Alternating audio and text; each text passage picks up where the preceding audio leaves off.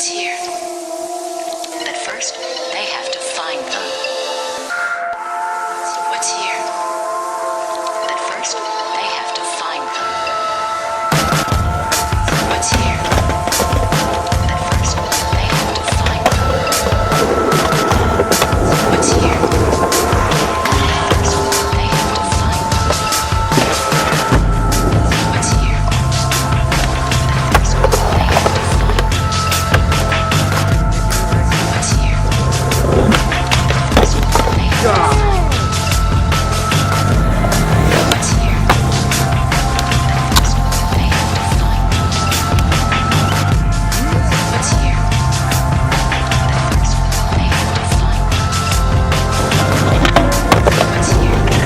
find them. What's here. But first, they have to find them. What's here. But first, they have to find them. What's here. But first, they have to find them. What's here. But first, they have to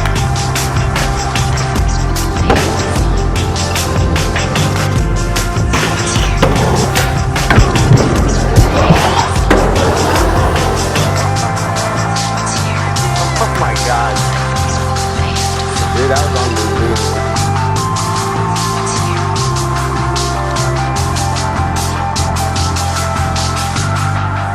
What's here.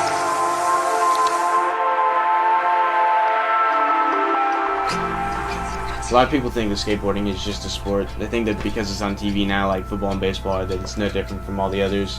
But from what I've noticed about skateboarding, whether it's from my group of friends or some of the biggest companies in the industry, there's really nothing like skateboarding. Yeah, there are some similarities, but the differences in the culture and the athletes just set skateboarding apart from everything else. I feel like there's so much more freedom and artistic creativity in the skateboarding industry. I feel like I'm creating something when I skateboard rather than just competing to win, and that to me is a beautiful thing. Before I started skateboarding, I didn't have much setting me apart from the crowd. I just did what everyone else did. I played different sports, I watched TV, played video games, and it was fun. I was enjoying being a kid. But when I got to 6th grade, I made some friends who had skateboards, and nobody got serious about it. You know, every now and then one of us would land a kickflip, and we'd all get super stoked, and we would push ourselves further and further, and just progress from there.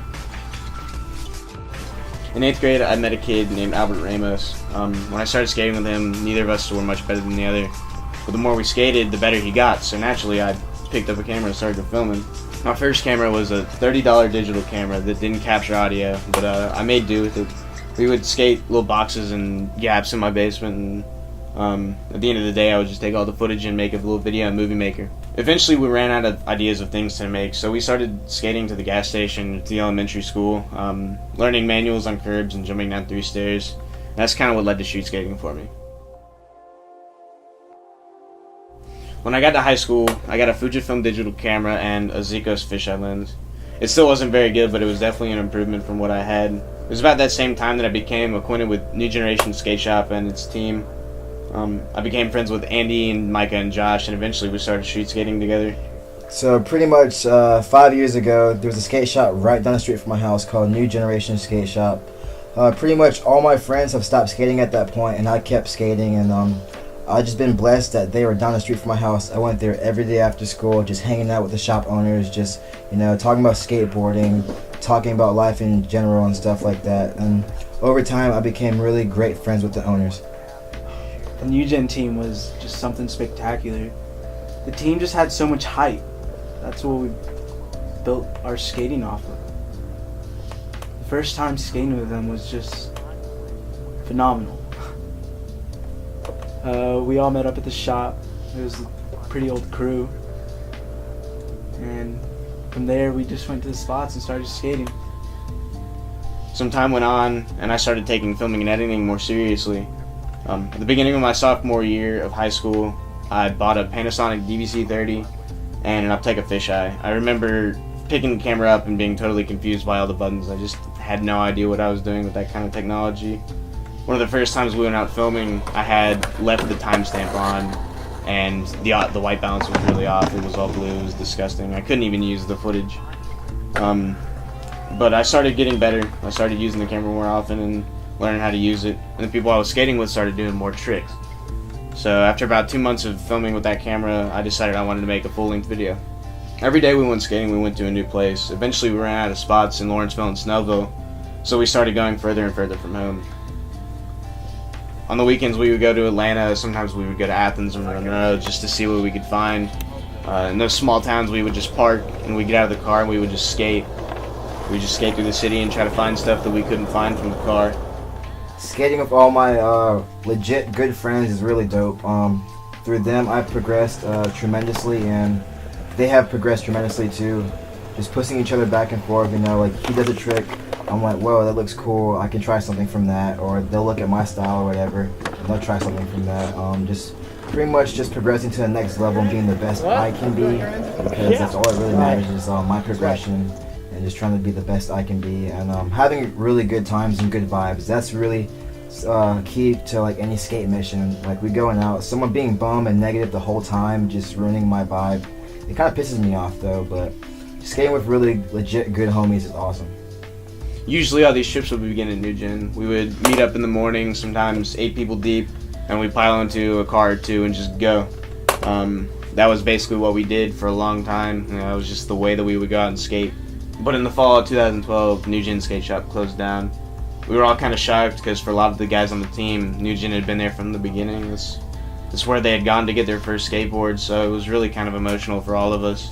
Having New Gen closed down, like, honestly, it felt like a part of me died. I didn't want to believe it at first, but I was like the only one who actually really knew what was going on behind the scenes, so I kind of saw it coming at a standstill because they moved from one location to another, and things were kind of going rocky towards the end of the year. So when it finally closed down, it really hurt me the most because I spent the most time up there. I helped put up stock on clothing, decks, shoes, like just pretty much just being a part of New Gen, because like it was a part of me, so pretty much just died, you know? You know, not only was it our supply for boards and shoes, but it was a place to meet up. You know, that was the hangout spot pretty much. New Gen closing definitely killed the hype and impacted our skating. We would all meet up there in the beginning, and then when it closed, we couldn't find places to meet up, and it was harder for us to skate than it was before. It really changed, you know, skating changed, but it's kind of turned into what it is today.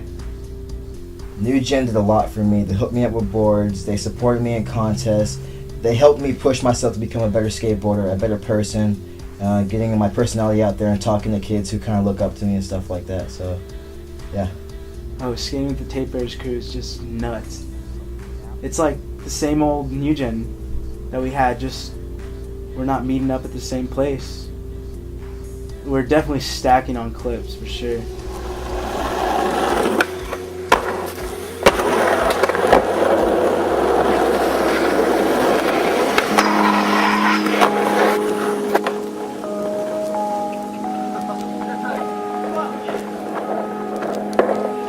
Did you get it? Did you get it? Yeah, I You got it? Sweet.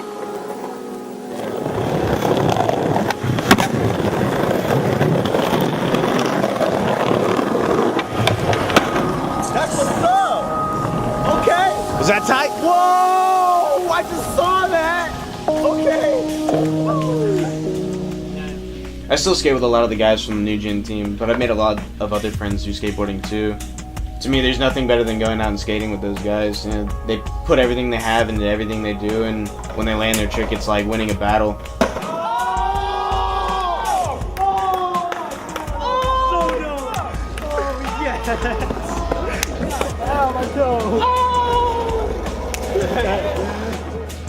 Nothing can stop them. They're always gonna get their footage no matter what. If we get kicked out, we go back that same night and we get the footage. If someone gets hurt, they heal and they go back and then they land the trick.